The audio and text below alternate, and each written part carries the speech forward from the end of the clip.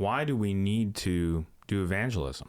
One reason is because there are plenty of non-Christians who don't know about Christ, or they do, but they need to be encouraged, urged to accept him. Secondly, we're commanded to do it.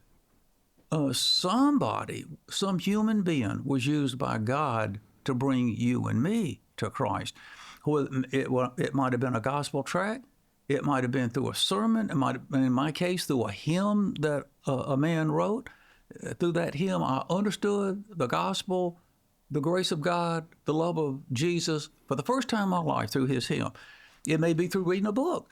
In other words, I think it's rare when a person is converted without another human being involved. Now, there probably are cases, but you go out in nature. I can remember one student at Moody, she just looked at nature and she was convinced there's a God. Mm-hmm. And that started the ball rolling. And it may have been that somebody helped her with how to come into a relationship with the Lord, but that's where it began.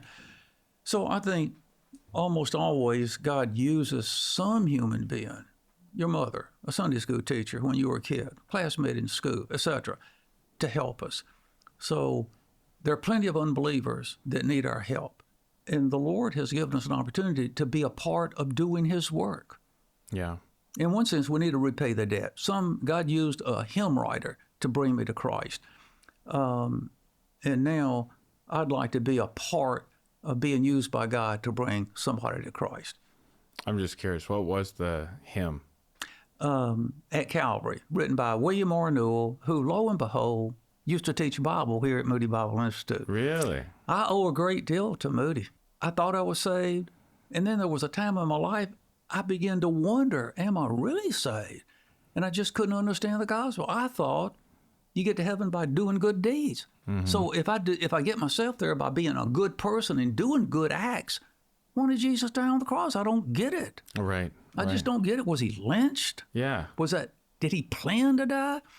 And then post-conversion, as a new high school Christian, I got my interest in New Testament Greek by reading books written on Greek for people who are interested in the language, but they don't know it, written by Kenneth S. Weiss, who, lo and behold, was a Greek teacher here at Moody. And in the providence of God, I ended up replacing him as the Greek teacher here at Moody.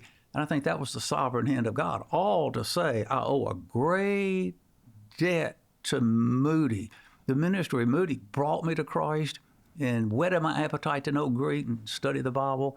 So I spent 36 years here trying to repay the Lord back for the good that Moody has been to me.